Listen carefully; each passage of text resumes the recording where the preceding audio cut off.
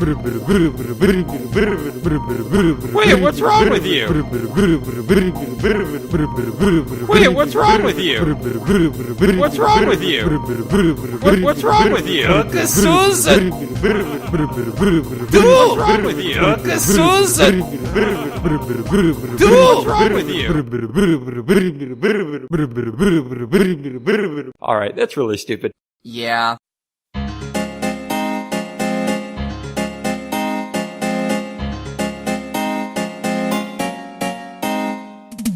Hi, Cameron. Whoa, that was fat. Hi, What's Bryan. up? You know, the sky. That's funny. It's actually sunny outside. Oh, really? Which is weird for Oregon because I didn't know the sun existed in this state. It actually doesn't. That's an optical illusion. You will all die of cold very soon. So it's reflecting off of the sand in Texas and over to Oregon is what it's doing. Exactly. I think we're recording a podcast or something. I don't know. What? What is a podcast? What a pod-cast is, Cameron, is a time for the Whales Are Whales panelists and members to all gather together and talk about nothing in particular. Normally, Steven, my brother, hosts and handles all of this. But he died. But he did? Yeah. Man, he's I dead. feel like I should probably be aware of that, considering he's my You didn't brother. go to his funeral? Well, you know, Cameron, I had a really important appointment at the time. What? What was it? I actually can't recall, but it was really important at the time. Oh, okay. Yeah, his funeral wasn't very exciting anyways. We just kind of threw him in a lake.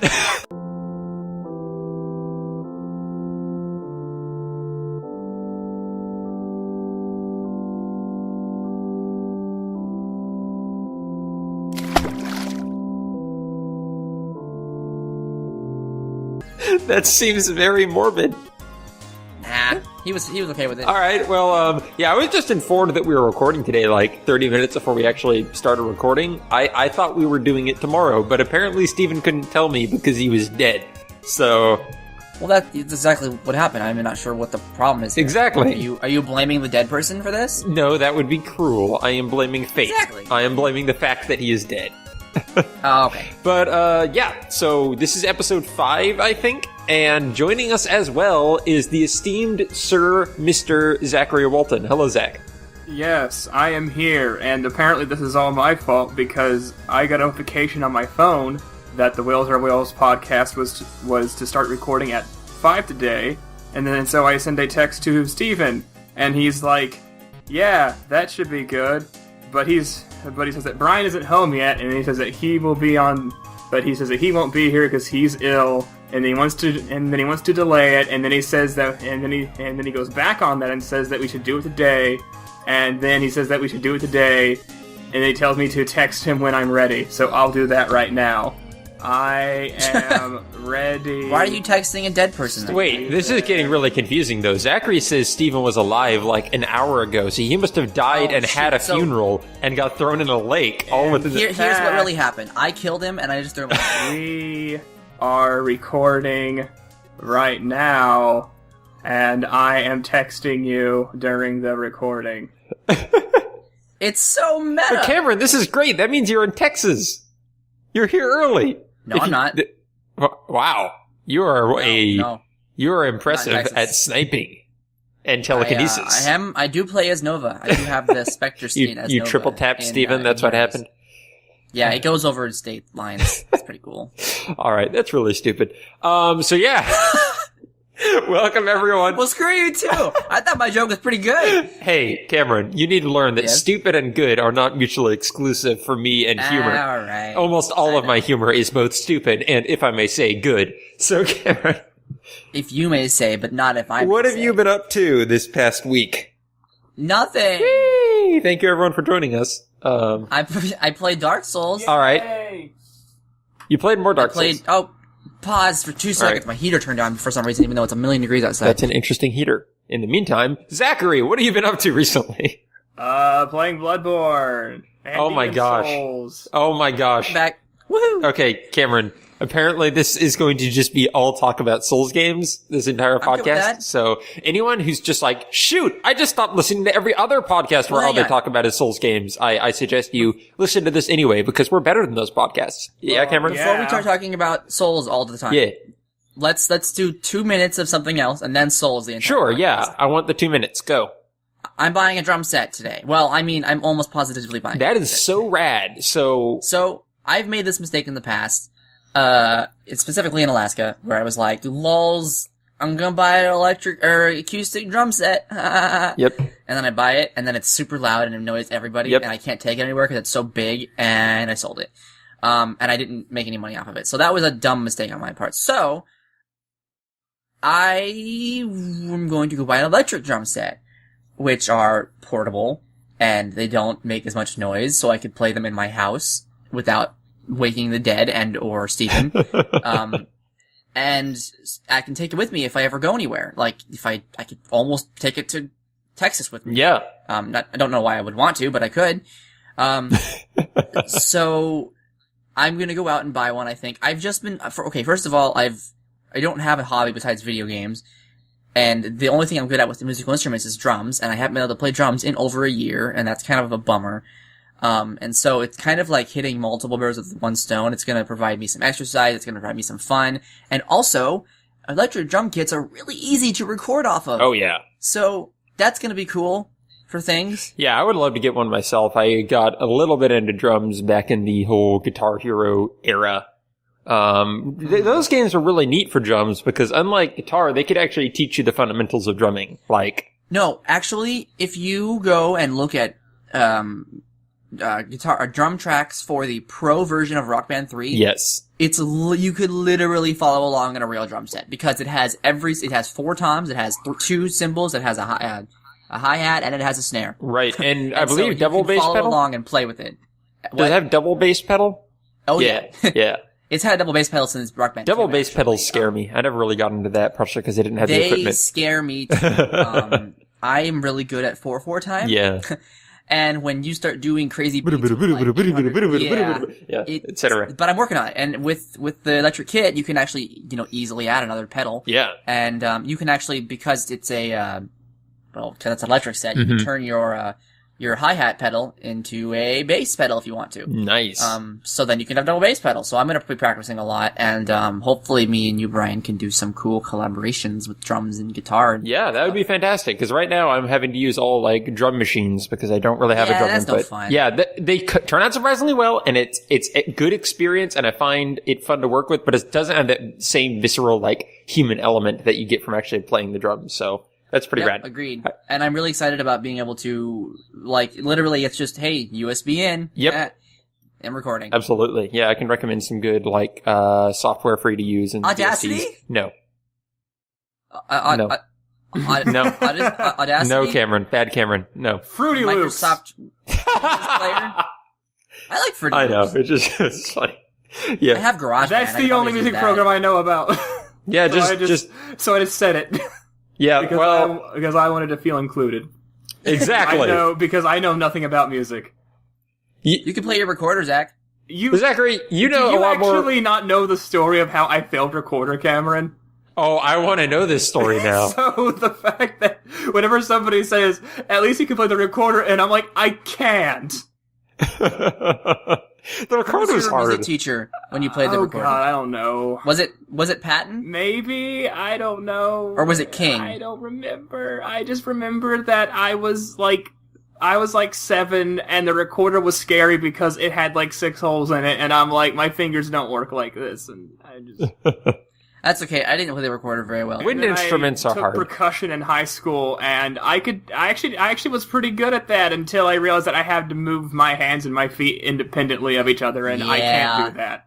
Oh. That's really hard to do. Yeah, that's like when you realize, for piano, I had to play 2 parts, one with each hand. Yeah, they have to be I distinct? also can't do that. Like, Yeah. I just Nope. can't independently move parts of my body. And Yep. It's really weird. Yep. No, it's not really weird. It's kind of how your brain works. You have to train yourself to not listen to your brain. Right. It's a pain in the butt. And Rock Band was what helped me do that because I'm playing things like System of a Freaking Down, and they're all over the place. And I have to learn to move all 4 of my appendages separately. It's great.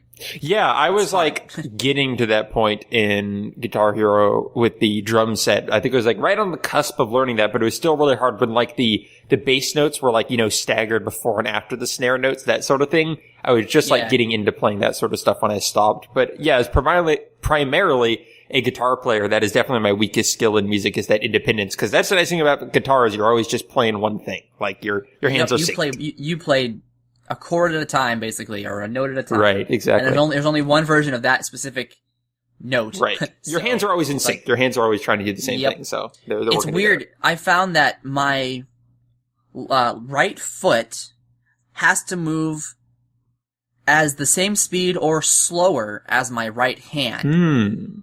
So if I'm doing, the hi-hat, right, my foot can only go as fast as bump, bump, bump, bump, bump, or slower, unless I have to stop my left hand. I have to stop hitting the snare, and I have to work on, back and forth, and then I can do it, and then I have to add the snare in after. Yeah, it's really weird breaking the pattern. Without double bass, I can't think of many songs where the bass is going fast, the bass pedal is going faster than the hi-hat. The hi-hat is almost always like the fastest element. Not necessarily, because if you have a weird, like, bum-ba-dum, bum-ba-dum, bum-ba-dum kind of beat, it depends on the song. Exactly. And I feel like once you get into that kind of metal, like super fast bass pedal, those are typically double bass pedals, but maybe I haven't been listening for those correctly. Well, most of the music I listen to, I find does, like, okay, if you listen to like a metal song, like a death metal song, it's mostly just on the bass pedal. But then if you listen to regular like metal or rock, they, especially newer rock, they really focus on really cool patterns with the foot pedal and only going into complete double bass pedal, the brrr beat on like the climax of the song, which I think is a really cool mix of both of the kind of ways to play the drums. Yeah. It's pretty cool. Interesting percussive elements, like really intricate and involved percussion, as opposed to, just a bump up, bump up, bump up through the whole song. I've learned more and more to be one of my favorite parts of music, even though it was never something early on I really paid a lot of attention to. As I go back to a lot of music that I enjoy the most, especially in terms of video game music, like Ace Combat stuff and some Sonic stuff, I love the songs that have drums that are actually doing different stuff and not just keeping a constant beat behind the song. It's not good drumming. It's not good drumming if you just are just going along with the song. You have to really add your own flavor to it, or it's like, who even cares? The drum is there. Literally, the drum is there to keep. It's basically just a metronome at that point. Yeah, it's just then just get a metronome at that point. I would love to hear famous songs with a metronome instead of a drum. Well, you could basically take any Beatles song. Or any dance song. And put a metronome in instead of the drum set, and it would sound the same. Pretty because much. The drumming in the Beatles was terrible. I think the joke is that Ringo wasn't even the best drummer in the Beatles or something. Oh, he just did it because he couldn't do anything else. Yeah. Aww, poor Ringo. Anyway, let's talk about video games. Oh yeah, video games. So Rock Band. No, really. So Cameron, you've been playing some of this game here called, Dark Souls 2? Would you just turn Japanese? Yes. Dark Souls 2! Yes. Yes, I have. So, what was it? Like, Wednesday? So I played like a crazy last weekend, and then I was busy the weekdays until like Wednesday or Thursday when I decided to start playing again, and I was just utterly stuck. Every path led to a boss, and every boss was kicking my butt. And I just was like frustrated, and it felt horrible, and I just was like, this is dumb. So yesterday, which is Friday, I said, Zach, help. And Zach, being infinitely awesome when it comes to Dark Souls games, he was like, burn the windmill. And I was like, what? And so I wandered around and found a place to burn a windmill in this level I was at, and it drained all the poison that was helping, it was just being horrible. And so the boss that was once covered in poison was now not covered in poison and was a pushover, and I destroyed her in like 2 tries. And so I was able to proceed. And then I unlocked another path where I realized that, oh wait, I have enough health now. I can fall down in the pit in the main town and not die. Gasp! Yeah, so that got me into a whole new set of areas, which was pretty cool. You can also try buying that ring that helps too. That I think the cat sells that reduces falling damage. So, Zach, the worst place in the game has got to be the gutter, right? No. No? Really? No. That place sucks. After the gutter's worse. No, okay, I've got there too. Black Gulch. That place sucks too. Black Gulch is worse just because it's actually like more poison. There's poison everywhere. What do I do? Get good? No. Oh. That is just sort of the, like, in-joke within the people who play these games. If somebody asks for help, all you ever just say is just, like, get good. But that really doesn't help anybody, so, No, it doesn't. Burn the windmill. But yeah, no, basically it's, move slowly, destroy the statues as you move along, maybe... Do they stay dead, the statues, if you destroy them? If you destroy them, as long as you don't rest at a bonfire. Oh, well, that's what I meant. Crap. Oh, yeah, no, these statues sort of count as, these statues sort of, enemies. Yeah, so I mean, like, even though you don't, like, get any, like, even though they don't drop souls or anything, they still count as, like, part of I was afraid part of of that. the danger, they're like the traps in the environment, so. That those place always is... reset. Yeah, Black Gulch is always sort of annoying. I mean, it's not that bad once you, like, go to, like, I mean, like, there are worse places, but, like, if you have an aversion to poison, Black Gulch is pretty terrible, but if you have a high poison resistance, it's not that bad. I don't. And the boss doesn't seem too terribly hard, but the problem is when I get there, I'm already poisoned and have used all my flasks because I've been poisoned 800 times. You do know that there is a bonfire, like, right by the boss door. By the door? Uh-huh. Wait. There's a hidden boss... Yeah, no, there's a hidden bonfire down there, like, pretty much right by the boss room. Wait, are you sure? No, I'm sure. Don't question him. There's one like maybe 100 feet, but you have to pass through 800 things of poison. Well, first. no, it's the one that's like in the little cave that like looks down upon towards the Fog Gate. Really? Yeah, there's one there. It's basically it's like a little cave, and then basically like it comes out to where you drop down, and then the boss gate is just like right to your right. And you can just walk down there. Because there's one... I mean, like, sure, there's still, like, statues leading to the path to and then there's the things that come out of the floor, which eat you. Those things are dumb and aren't even a threat. Okay, but I have that bonfire. But getting from that point to the fog gate... Just run.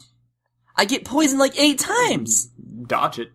There's like worms Cameron, that come out what of the Zachary wall. is trying to say is get better.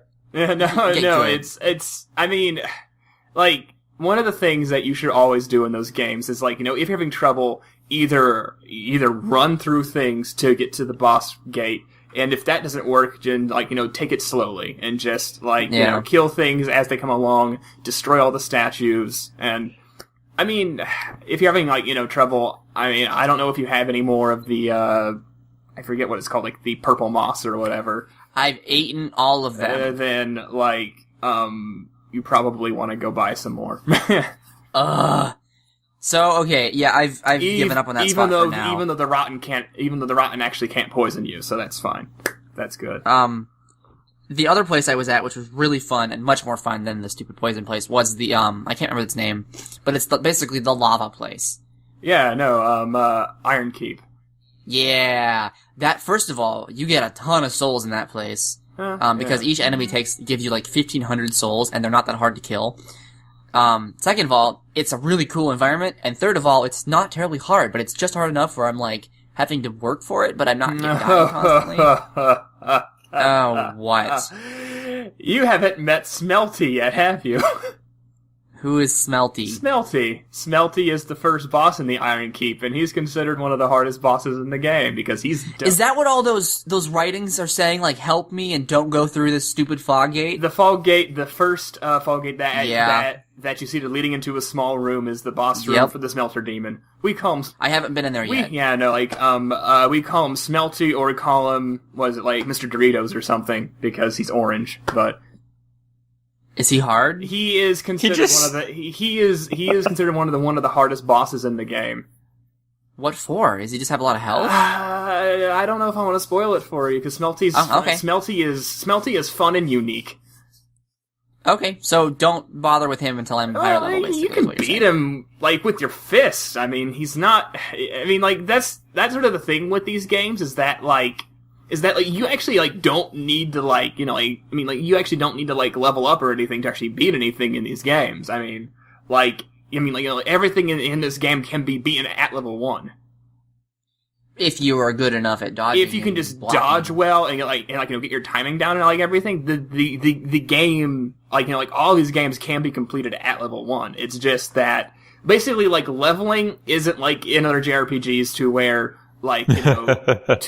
leveling up gives you the power to beat things. In the Souls games, it's not so much the power to beat things; it gives you a buffer so that you die slower. Right, because you're gonna die basically.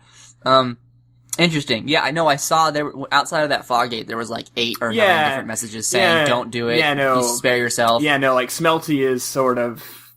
I guess you could say that Smelter Demon might be similar. Oh, they actually aren't the Ornstein and Smell of this game, but they're sort of the one of the mid-game, really hard bosses that a lot of people just give up on. Wait, mid-game? I'm not even halfway through the game yet. After the Iron Keep, you have to go to... since you haven't beaten the Rotten yet, there's also the Primal Bonfire down there. Did you go to Sinner's Rise and fight the last Sinner, or the Lost Sinner? What area is that? That is the Lost Bastille, the big castle over the water. I just got there. Yeah, I've been there. Okay, yeah. Once you beat the boss there and light the Primal Bonfire there, then you have to go and go to Aldius Keep and Dragon Shrine and yeah. So okay, wow. There is still quite a bit to go. Good, I'm glad with that actually, and it's fun that I'm finding if I'm getting stuck, I'm finding new paths and new places to go. Oh. These games are always about, if you get stuck somewhere, go try to find something else to go to. Can you offer any advice on the boss? I can't remember its name.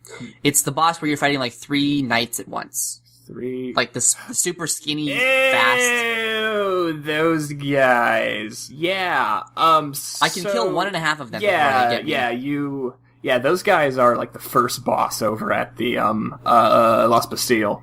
So the thing is with those guys is, if you have not played Dark Souls 2 and don't want to be spoiled, stop listening now. Basically what happens is that once you go down in there is always one of them up on the platform with right. you. I kill him every time. Yeah, the thing is that the thing is that the other 2 guys actually won't really they won't really come after you until you kill the first guy. Yeah. As long as you stay up there, you're fine. And then once you kill him, and then the other 2 aggro, and generally speaking, only one of them will actually jump up there after you. No, they both jump up there.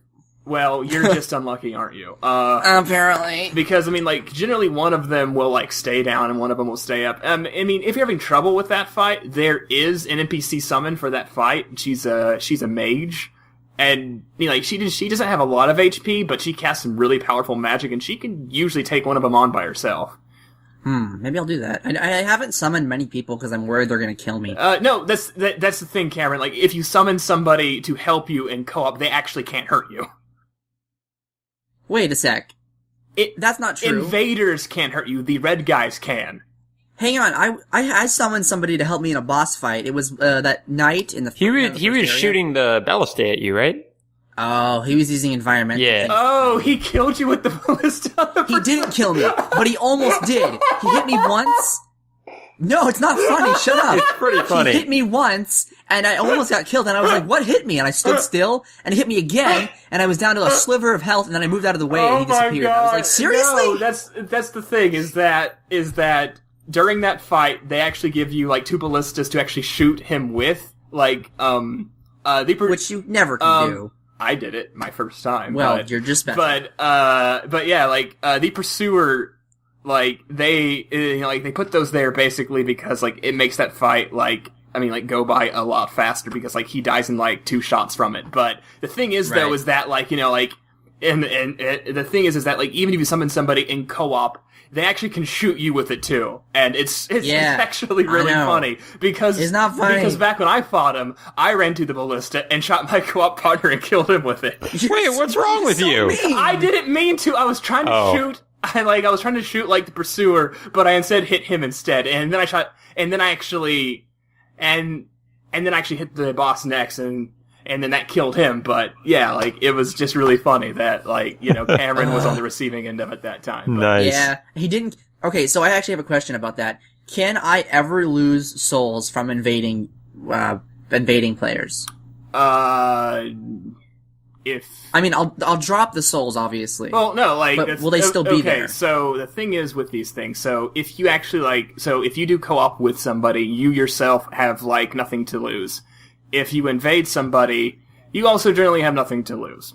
It's basically only if like you yourself like are in your own world. If you're in somebody else's world, you generally have nothing to lose. You basically have like you basically have it all to gain and nothing to lose. That's sort of the beauty of doing co-op in these games.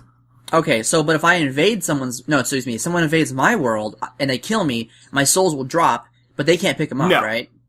They actually okay, that makes me feel better. actually get a certain amount of souls for killing you based upon your level. Okay, cool. I was invaded, I went to the rat area, and I joined the rat coven for a bit, and, I put on the ring, and I had someone invade the world so I could kill them. We were having a really good fight. I had a broadsword, and he had, a hammer, so we were, really having a good, like, dodging fight, and back and forth, and using our flasks, and it was really fun, and then he pulled out magic and killed me, and I was like, dude, come on! Like, we were having a really good, fair fight, and then you started using ranged attacks, and there was just enough lag that I couldn't dodge them. Magic is totally fair. It's not Cameron, fair. we once fought in Diablo, but and tried the PvP in that. I wouldn't exactly call that a fair fight, though, because I think you were like 60 levels ahead of me, so I literally died by attacking you, because you had like some aura that hurt me. So I don't think you're one to talk about fair fights in these sorts of We're games. talking about Diablo versus Dark Souls, right? And Dark Souls... There's a little bit of a difference. Also Dark Souls match... Well, actually Dark Souls 2 matching in PvP is dumb and should never be done again, but... Because... Why? Okay, so basically, how the matchmaking usually works in these games is that like you get paired up with people who are like 10 levels above or below you, like plus 10%. So like, say that you're level like 100, then you will get paired up with people between levels 80 and 120. Mm-hmm. But in Dark Souls 2, they got rid of that and they replaced it with a system called like soul memory. Soul memory is basically like the amount of souls that like you have accrued over the entire game. Even if you die, all those souls that you just have, that you have just acquired over the course of the entire game are all counted towards this one stat. And basically that is how they determine who gets matched up. So say that, like, somebody is just like, like universally bad at these games. They like, go and fight people and then die over and over and over again. They are like, still like amassing souls though. So like, they could be like, level like 10, but with a soul memory of like, like 500,000. Somebody who's level like 50 with a soul memory of 500,000 can then invade them and just kill them. Like, that's how they did the PvP. Seem like a very good... What? Yeah, no, it's not good. That's why people say like, don't like, that's why people like hate soul memory and like, that's why people like, want it gone.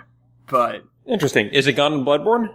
Yes, Bloodborne went back to the levels. The good. Yeah. Yeah. That makes sense. That game went back to the 10 levels up or down plus 10%. I'm guessing what they were trying to do is not let people cheese the system by staying at level 1 and invading other level 1s, but be incredibly skilled at the game and kill them. Yes. That sort of was the thought, but it more or less turned into people who are bad, but still like amassing lots of souls being invaded by people who are good and who have lots of souls. Right. The difficulty with this system is, yes, it's maybe not as cheesable, but now it just by default is bad. So like, now it's always bad instead of just sometimes. Yeah, like what they did to try to like alleviate that is that in the new version of the game, so Hour of the First Sin, they have added a ring that basically like it consumes the souls that you gain so that you don't add more on, so that more is not added to your soul memory. So basically while you're wearing that ring, you do not add more to your soul memory. Do you get souls? No. Not at all. That's not a very weird. It's basically a band-aid on a gaping wound. Like, it's... Right, but, I mean, you need souls, so when would you want to wear that ring? It basically is that, like, if you are at, like, say, like, like, level 70 or something, and you want to, like, be with people at your same soul level, you can all wear that same ring, and so that basically you're all at the same level, but you're not adding more to your soul memory, like, anymore. Because the problem in the base game was that, like, people who were like, who were in like, New Game Plus 3 or 4, wanting to like, wanting to do like PvP with people would be matched higher or lower depending on this like, completely like arbitrary number instead of their own levels. And it was driving people insane, and they wanted a better solution, and like, their solution was like, was just to go back to the old system, but they're like, a ring, which is bad too, because like, a lot of PvP builds are built around you having 4 rings that all give you 4 rings, like, one for HP, one for stamina, one for attack power, but now, with this new thing, you have to have one of your ring slots filled by just something else. Instead of having your PvP build that is like based around having 4 rings that'll give you like, 4 different abilities. Gotcha. Wow. I killed the first person who invaded my world, which was pretty cool. Forget sometimes all the people that are super into the PvP of this game. That's just a totally different way of playing it. Yeah, like which is actually like the one really nice thing about like Dark Souls 2 is that they like, added a bunch of areas that are like, which are like strictly just for PvP.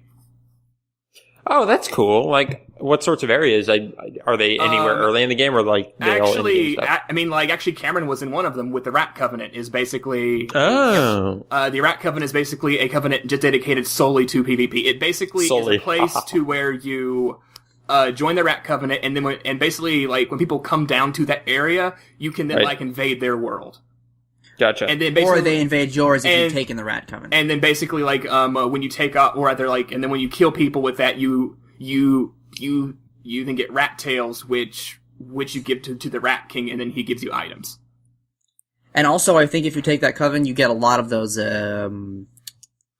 square blocks you put in the faces. Yeah, the Pharaoh's Lockstone. Yeah, those. Because there's like 80 of them in the world itself, and so they give you a bunch, especially when you take the coven. And then to use other places. There's also the Bell Towers in Dark Souls 2, which basically you join this covenant who are basically the like bell protectors, where basically like you are forced to go as part of the story at one point to go up and like ring this bell, and basically people who join this covenant have to prevent you from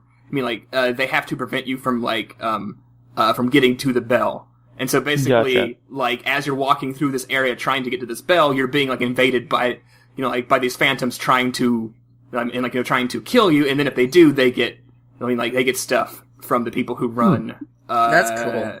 From those who run, like, the Covenant, but if you kill them, you also get something, so.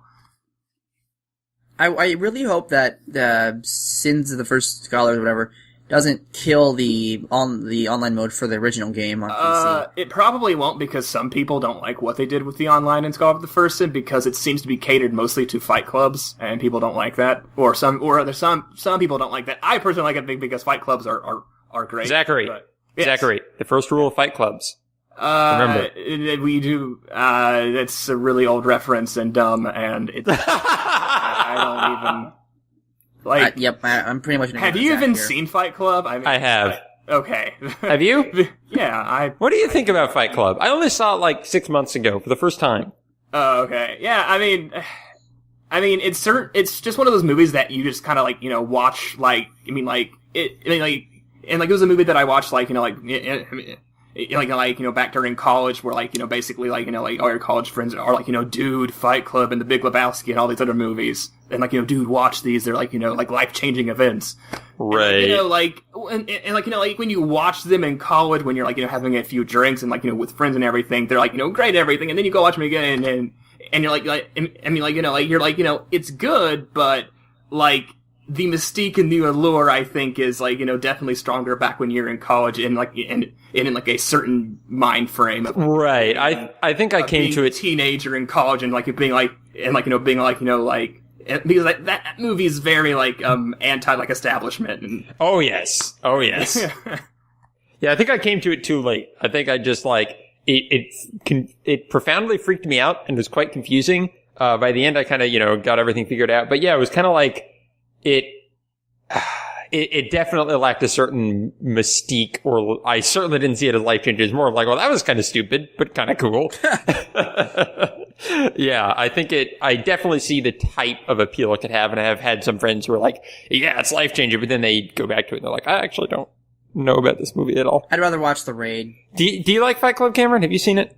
Never seen it. Oh, you haven't seen it? Okay. No. Yeah, You should. Yeah, probably. it is definitely a movie that is it's a film that is worth seeing once, but but it's certainly it's one of those films that you just have to kind of watch at a certain age, or else it's just not as interesting. Yeah, kinda. I think I could see a second viewing, with the idea of the whole plot being interesting, because there's probably a lot of nuance you would pick up that you wouldn't the first time.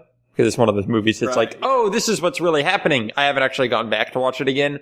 But yeah, it's kind of just I look at it and I'm like, this is a bit on the nose, and then it starts out being on the nose with its philosophy and feeling just, a little bit too much rebel, kind of punk, do what you want, and then it just becomes so profoundly weird that I don't even know if I care anymore. So, I don't know. It's kind of two extremes with that movie, so it's interesting. I recommend you check it out, Cameron. I can see you potentially really enjoying it.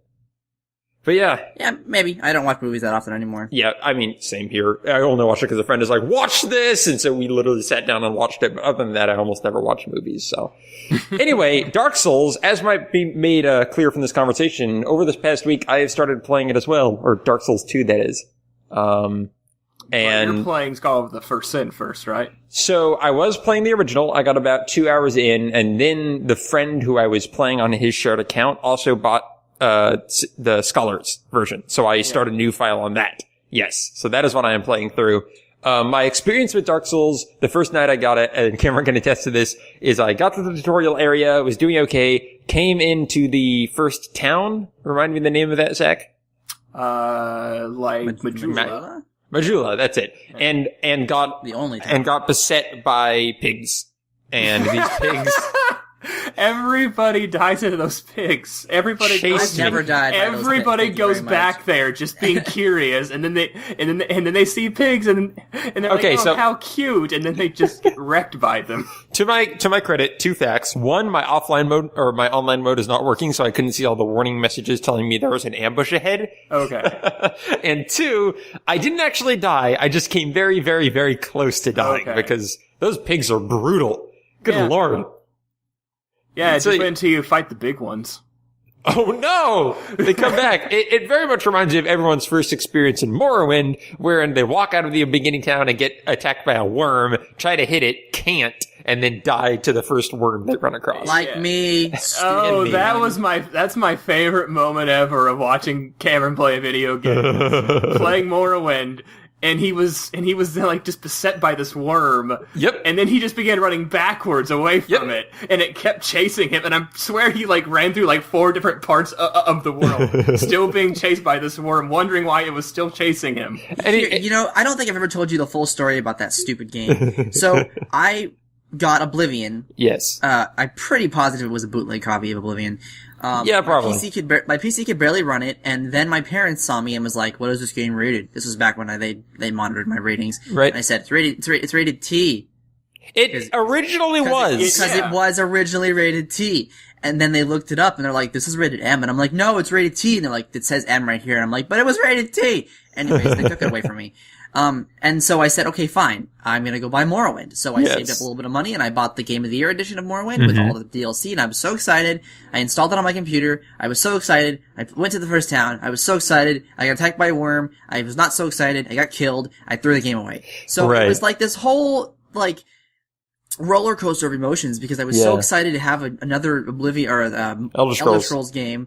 And then I got Morrowind and I was super mad and I was upset, and then I just went out and bought Oblivion again, and they didn't tell them this time. I had a very similar introduction to Morrowind, wherein I was super excited to play it. In fact, I even bought an Xbox to play that game because I didn't have a PC that could run it nearly. And I was so excited to get into it, and then I started playing it and I wasn't sure about it anymore. I'm like, I don't know if this game is good. But then I stuck with it. It's very much to me like Morrowind is a Dark Souls of its time, wherein it requires a lot of time for it to click. But once it does, you can just get sucked into that world for so long, and it becomes one of the most rewarding. I know, kind of like the Gothic games, but Bryan didn't give those a chance, did? Hey, I played that game for 12 hours, man. Gothic. I am willing to admit those games are great, but gosh darn it, they were not. But I see them in the same camp for sure. Like, the thing that's interesting to me about the Souls games is, unlike Morrowind and unlike Gothic, they aren't so profoundly flawed. Like, they aren't horribly buggy. And they aren't, like, their combat is actually good, which is a very big departure from that type of game. Well, it's because, like, I think that what people tend to, because, like, since the Souls games always get billed as these, like, action RPGs, but I mean, like, the RPG elements, I mean, like, sure, they're there, but they're not that important. I mean, like, it is first and foremost, it is first and foremost just, like, an action game. I would call it an action-adventure game. And can be played as such. Like, I mean, like... Right. There's a whole subreddit called the One Bros, like, who are dedicated to playing the game at level 1. Yes, I totally believe you that exists. Because it definitely seems possible. I mean, to me, it's, you've made the comparison a lot from the Souls games to, like, a Zelda game, and I think that's kind of apt in that... It's really an action-adventure. It's about exploring the environment, and it's about the action combat. And the numbers and stats, like, that's important to learn, but that's not the focus of it. There isn't some big story with branching dialogue trees and all that sort of stuff. It's very much focused on just exploring the environment and fighting the denizens within. So, and also getting really, like, obsessed with the lore and spending too much time on it, which is what I'm now doing with Bloodborne. Do you find that Dark Souls 2, Zach, since you played all of them, do you find that Dark Souls 2 has the best locales? No. Oh, really? No. They're so beautiful. No. Huh. So, Dark Souls 2 is weird, and, like, it makes no sense. Because the thing is that, like, you know, like, Dark Souls 2 feels just sort of like they just made, like, a bunch of, like, really, like, neat locations and just sort of, like, shoved them all together. Yes, indeed. So that there's, like, no real, like, rhyme or reason why all these places are, like, you know, on the same continent. I know, and just like, here I am in a swamp. Oh, it's a pirate cove. Wait, what? Yeah, like, it's, whereas Bloodborne as well as, like, Dark Souls, they both have this, like, cohesiveness to them, but to where, like, you know, like, sure, there are these, like, you know, varied locations, but they all feel like they're part of the same world. Right. Yeah, in Dark Souls, I never got past the beginning, like, kind of castle area. In the Undead Asylum, so, like, it wasn't very interesting locale, so basically it just felt like the first area from Demon Souls, but I bet that game gets more interesting. Yeah, like, actually, I would say that like, actually, like, Dark Souls 1 is probably the best, just because, like, in Bloodborne kind of went back to the Demon Souls thing, as to where you have the hub world, and then you take, like, these portals to these separate areas. Oh, yeah. Whereas in Dark Souls, is you start off in Firelink Shrine, and, like, every location loops back to Firelink. Oh, that's cool. That's cool. And so it's this, like, one self-contained world where, like, you know, all paths lead back to this one central hub. So as someone who knows a fair amount about the Souls games, what do you think the chances are of Bloodborne ever coming to something other than PS4? Sony published it, so the best you can ever hope for is that, like, you know, Sony, because, like, Sony has been more open to putting their games on the PC, so maybe down the road we might see a PC version, but I don't know. That's all I would want from it. Yeah, I think that at this point you're looking at I'd say like, you know, years down the road if Sony ever, like, you know, wanted to. Because, I mean, I do sort of feel that, like, you know, game consoles are going to become more and more like PCs, and so I think that it would be like it'd be like to their benefit to, like, you know, make a PC version as well as a version that runs on these dedicated systems. I would buy it today if it was on PC. So there's money to be found there. But of course, I would also almost buy a PS4. So there's more money to be found there. I mean, I would say that Bloodborne is definitely, like, the first, like, really great reason to, like, own a PS4. Exactly. So do you think, for someone like me who has most of Demon Souls to play through, all of Dark Souls to play through, and all of Dark Souls 2 to play through, like, is Bloodborne a lot more compelling than those games, or is it kind of like, well, until you're done going through those, no need for Bloodborne? I would say that Bloodborne is such a unique game that I would say that, like, you could play it outside of not having played those and still have a great time and still be able to go back and, like, appreciate those earlier games. Considering that, like, you know, I never really gave, considering that I never really gave, like, Demon Souls much of a chance back in the day, and now I'm playing it again, and so far, it's like, oh my god, I love this game so much now. Oh, Demon Souls is great, yeah. But, I mean, I would say that you definitely should play, like, Dark Souls. I mean, like, and I actually think that, like, with both of you guys doing, like, Dark Souls 2 first, you should go back to Dark Souls. And I think that you'll find that Dark Souls is, like, a way better game in almost, like, every way. Interesting. That's really interesting. Yeah, That's really interesting. Everything I've heard about the 2 sounds like I'd enjoy Dark Souls 1 way more. The primary reason I switched to Dark Souls 2, there were actually 2 reasons. I was literally playing Dark Souls 1 as Cameron was playing 2, and A, it doesn't work with the Steam streaming thing, and Cameron wanted to watch me play. And for whatever reason, it doesn't support that because of the DS Fix patch and all that. Oh, and two, it felt really dumb to not be able to talk to Cameron about, like, you know, give each other any tips and stuff as we were both working through the game because we were working through different games. So I'm just like, well, I'll just play Souls 2 first. And I kind of think I'd prefer that because otherwise I feel like I'll play Dark Souls 1 and then be complaining about Dark Souls 2 the whole time I'm playing it. Like pretty much everybody in the Dark Souls 2, like, subreddit and other communities, all they do is just complain about how much they don't like Dark Souls 2 as much. Exactly. Where, I mean, I personally think that, like, I actually do love 2, like, a lot. Like, I think it's a fantastic game. But, like, it definitely is missing a lot of the personality that Dark Souls 1 had. Yeah, it does feel a little bit aimless in terms of the type of world it's trying to create. Like, I feel like Majula in that first, like, tower area with all the plateaus and the giants, all those circular towers and, it's like called, what is that place called? Hague's Tower of Flame. Yes, that feels like a cohesive world because you see the same sunset and you see the sea, but then when you start going into the other locales, it starts to feel a lot less cohesive to me. Yeah, there is one specific, like, there is one specific, like, example that, like, you know, like, that people go to is that you basically, like, you know, go up this mountain to a place called, like, Earthen Peak, which actually Cameron was just at, with the place with the poison and the windmill and everything. Like, it is on a mountain. And then once you beat the boss, you take an elevator up to Iron Keep, which is a sunken city in lava. And so people are like, it's a volcano? That makes no sense. Why is that? Like, you know, like, people think that the elevator should have gone down, but...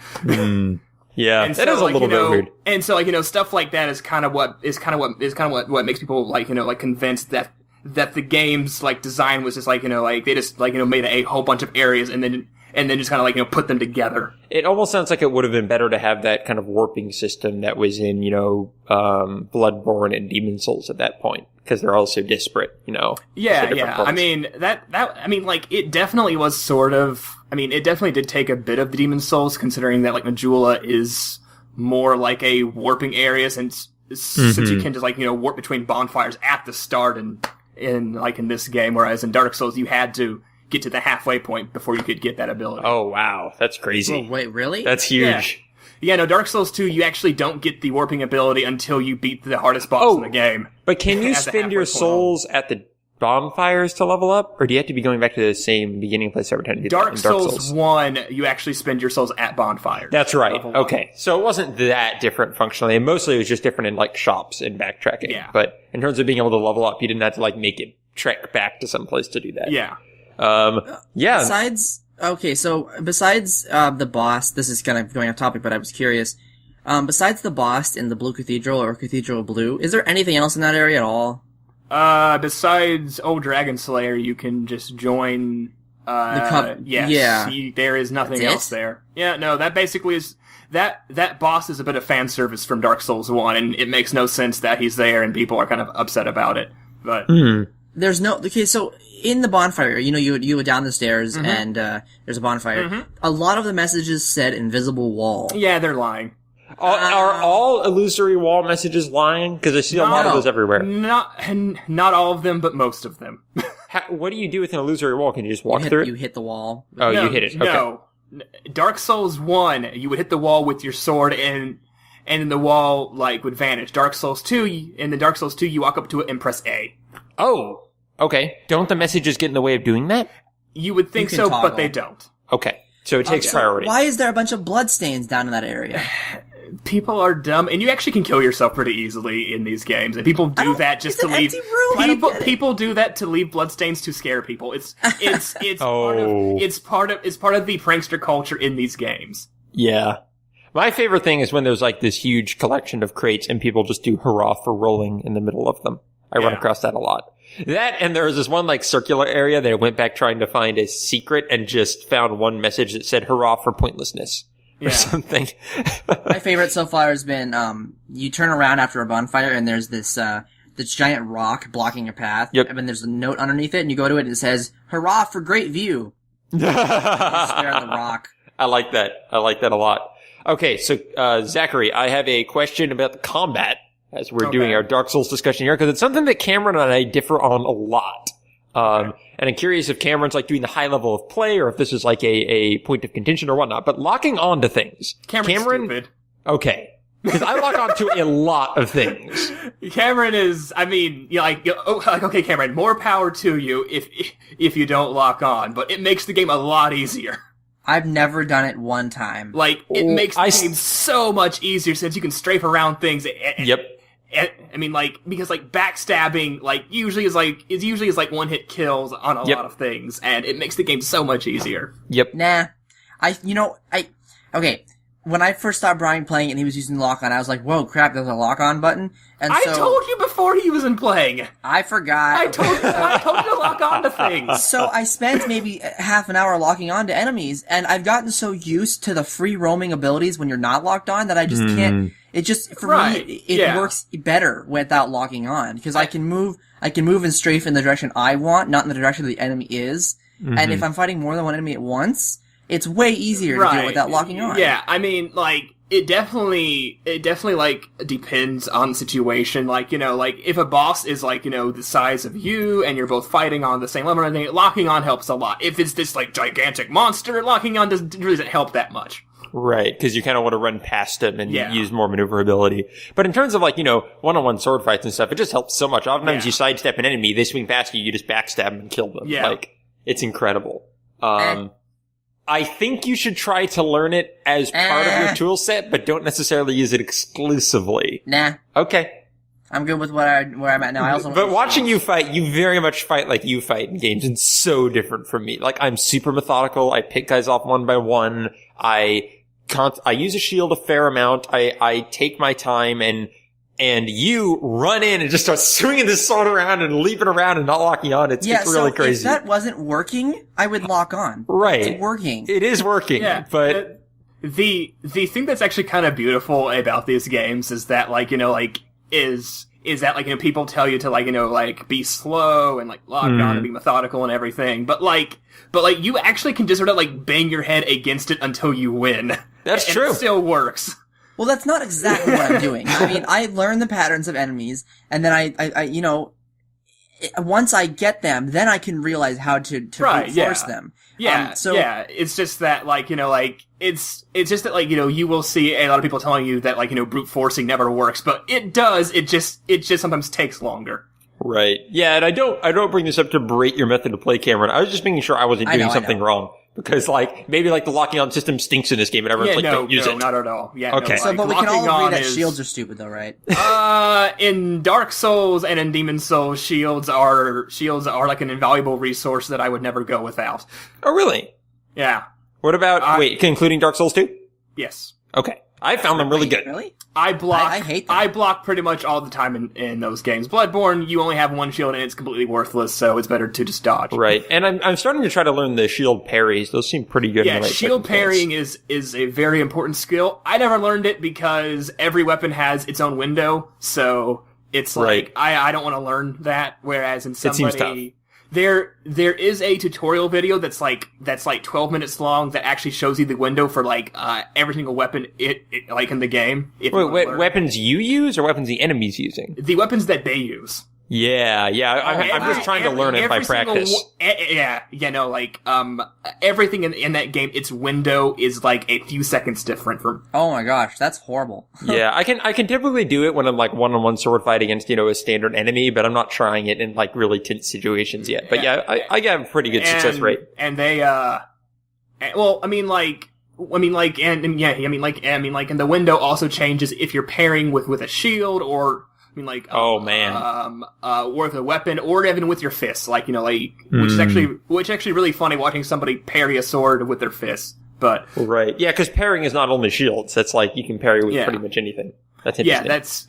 And I mean, like the parrying in the parry and the repost system in Dark Souls 2 is a little weird. It's not as good as it was in Dark Souls 1 because in 2, when you parry somebody, they fall on the ground and then you stab them. Right. Whereas in Dark Souls 1, when you parry somebody, it just kind of knocks their sword back, but they're still standing, and then you can immediately stab them. So right. It's a bit faster. Yeah, I found some enemies are getting knocked back, but maybe that's part of the Skull of the First Sin edition, because they're not all falling to the ground when I parry, which is interesting. That might be something they changed, I don't know.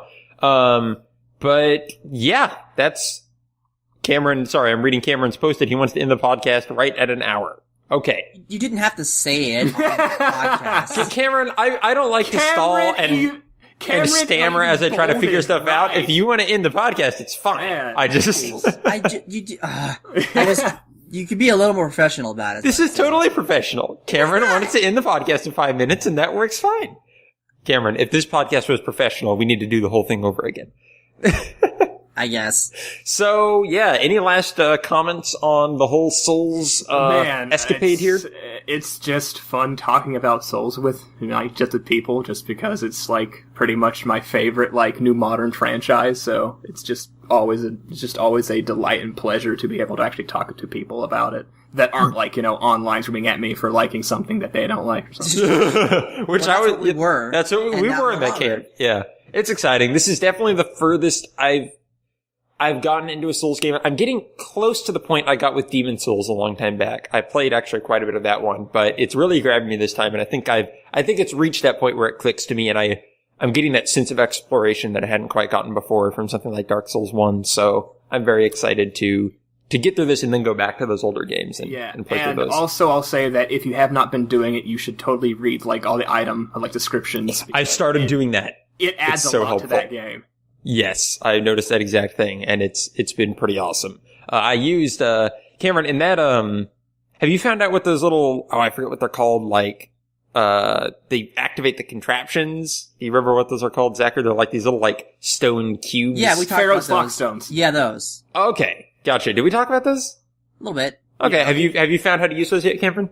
Yeah, absolutely. Oh yeah, those were so dang helpful in that pirate area. And actually, there's one in the lava area that I used, and it just filled the thing up with water. Oh. Missed something. Oh, so they do different things in different areas. I've only used one so far, and it lit this giant torch. Okay, Cameron, the water serves actually two purposes. Uh-huh. Do you want to know both purposes, or just yes, one? Yes, I absolutely do. Okay. Purpose one is that as you stand in water, your HP slowly, refills. Oh, really? Yeah. Oh, that's cool.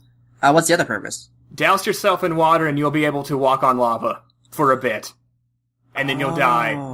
That basically is how you, not die when you try to get those items that are on, the sheet lava, is that if you douse yourself in water, you take less damage. Although you will still take a lot of damage, so you'll want to eat, an orange burr fruit, which also increases your fire, resistance, if you want to get across the lava to the item. Is it worth it? What is it, No, not at all. There? No. Nothing in the lava is ever worth it. That's sort of what these games do, is that they like to put things in these, in these, really dangerous places, and they are just, not worth it. Well, once in a while there's a shard or something, and a shard is totally worth it, yeah, but, you can get shards from other places. Speaking of that, actually, I did it one time, and I can't remember how I did it. How do you upgrade your flask? Oh, the flask upgrading, you have to get, what's it called again? It's bone marrow dust or something, and then you have to go to the fire in Majula and then just use it on your flask. Oh, yeah, that's right. Okay. I did that one time and I just couldn't remember what I did to do Wait, I thought you just had to get flask shards. No, upgrade it. It gives you more health. Flash shards add to the number of flasks that you can carry. Oh. Bone marrow dust, increases the strength of the flask, so that you, heal more health when you use one. Okay. Cool. And I've got enough health now that my flasks only heal about 3/4 of my health. I think that you can get up to +5 or 6 in Dark Souls. That'd be great. Yeah, even just +1 more than I have now would be really helpful. I think because it does not heal me all the way, and it screws me over sometimes. Probably what I've been appreciating most from Dark Souls right now is the scale of the environments and the loneliness of the world and the atmosphere of the world is the closest I've been able to get to a Team Eco game since Shadow of the Colossus. Team which is Eco? Yeah. Yes. Ico or Eco, whichever you do. It's Which is called Eco. I don't know what it's called. Yes, it is. It's an I. It is an Eco, Zachary? Yes, it is Eco, because, Cameron, it's in Japanese, and the I is an E sound. Oh. Yeah, that's right. Yeah, each can only have one. That's right. There aren't very many vowel sounds. Way more sense. I've always called it Ico. Yep. But anyway, back to my original point is yes, these environments are the closest I've gotten to that since those, and those are just some of my very favorite games. So I'm really appreciating that element of this. Yeah, that's sort of how, I mean, that's sort of what I've come to like about them a lot, is that it's just sort of like, you, like, like all by your lonesome against the environment, which, I mean, like, since I'm a huge, since I'm a huge, like, Metroid fan, that's also, like, hard to come by in these games where, like, it's just you versus the world. I mean, granted, Dark Souls, you do have friends in the form of little friendly spirits, like, walking around with you in their own worlds, which, I mean, I've always enjoyed the multiplayer aspects in these games just because of the, like, I guess it would be, like, asymmetrical, like, nature of it, where yes, just sort of off in your own world, and there are other people off in their world, and you're just kind of palling around. It's really unique. Like, what other game does that? The whole game would change so much if you could just say, "Hey, let's go play Dark Souls together in co-op." Yeah. Well, you actually can now do that, like in Bloodborne. You can both put in your own like unique code, and then basically just summon people who have that code. Do they summon permanently, or is it still just for like the one event? Yes. Yeah, basically, it's still the same to where basically they are there just until they either die, go back, or, like, or until you beat the boss.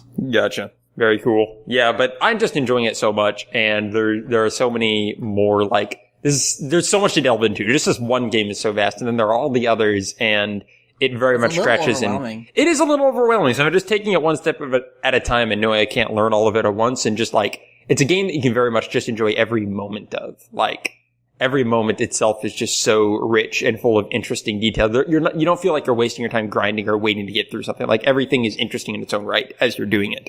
So. And, Zach, I want you to know, last night I lost 30,000 souls and only said 2 swear words. Oh, wow. Okay, cool. Yeah, you're improving. You'll actually be a true Souls master like me whenever that happens, and all you do is just laugh. Oh, yeah, it was like I'm getting there. Beep. Oh. Yeah, I know, yes, this morning I was in a chalice dungeon in Bloodborne, and I had like 75,000 souls, and I died, and I just laughed. Oh my gosh. I avoid this by spending them really often. That's only one level for me now, because now in Bloodborne it's like 58,000 souls per level. Oh geez. What level are you? Level 92. Okay. Oh wow, they must level up differently the level cap in Bloodborne is 584. What's the level cap in Dark Souls 2? There's like 11 stats, and they can all be upgraded to like 99, so just that. A lot, basically. Yeah. Oh my gosh. Alright, on that overwhelming note, we can probably start to wrap up the podcast. As you can tell, our touchstone of doing stuff this last week has totally been the Souls games. It has been a very eye-opening week in that regard. I'm glad you're enjoying this so much. And I am so happy that I have more people that I can just... Now we just gotta get Steven into them. It won't be hard. He'll enjoy it when he has the time for it. I'm pretty sure of that. When he's not sick. Well, he gets to stop being sick then. God. Yeah, I know. Sick, so that means that he has time now, though. I don't know. I feel like playing. I feel like playing these while sick would be a very dismal experience, because you'd just be like, I don't want to fight the boss. I actually can hear it in his voice, in that exact tone, in that exact like whiny tone. I told you I'm good at impersonating Steven. All right, so thank you everyone for listening. Cameron, thanks for not swearing. Is appreciated. When have I ever sweared on the podcast? I'm just thanking you for a long history of not swearing. I have done that, and that was because I was tired. That was funny. Thank you, Zachary, as well, for not swearing. Even though I'm very tired, I'm still very much controlling my functions. Exactly. If you want to find me on Twitter, I am Lord Meldor, Meldorr. That's how you spell that second part. Cameron, Lord though. I don't know. Cameron is Dell 90 Watt AC, and one day you're going to get a different Twitter tag, and I'm going to be very happy. Why would I ever do that? Zachary is Phazon Masher, and the absent Steven, our usual host, doesn't get his Twitter name read because he's not here, and that's his fault. No, really, he's sick. I actually forgot it. It's Stephen Kelly 180. I actually was gonna and I actually was just I wanted to just tweet at him to see what it was. Let it autofill. Yeah. Yep. Be like, hey, Steven, what's your stupid handle? And it's like, oh, there it is. Well, still, I'm gonna ask you. My only disappointment... Yeah, that's really funny. You tweet him and then ask him. Very good. The only disappointment this week is that we didn't get to talk about Heroes at all. But hopefully we'll be back. We played more Souls than we played Heroes. That's true. We actually need to talk about stupid MOBAs. Please, Heroes, I've told you, is not a MOBA. It's a hero brawler. It's a hero brawler. So it is a hero brawler. So it's massively online hero action. So it's a MOHA. It's not massive, I wouldn't say. It's limited, so it's aloha. But we're not going to talk that. So limited, so it is aloha. Aloha. Aloha. That is the new name for that genre. We have finally found it. But Zachary, you're going to be singing a different tune when the inevitable Souls MOBA comes out. And I will personally travel to Japan and burn down from something something like that. But I'm pretty sure that Miyazaki would never sell out. But that's true. But when Sony buys them and hires Zynga to make it, then we're not going to. From Software already got bought by Katakawa, and they're actually bigger than Sony. So. Oh, did they get bought by someone? Yes, they did. They actually got by Katakawa, which is the largest book, music, and second largest game publisher in Japan because they make mobile games. No, they actually make console games. Weird. Well, they are a book publisher that had been publishing books since the 40s, but they recently got into video games, and they've been wanting to beef up their and they've been wanting to beef up the number of games that they produce that they bought from because it's popular there. That's super fascinating. Hopefully, we can see some Dark Souls books if there haven't been any already. There's not a book, but there's a cafe. There's a Dark Souls cafe? Yeah.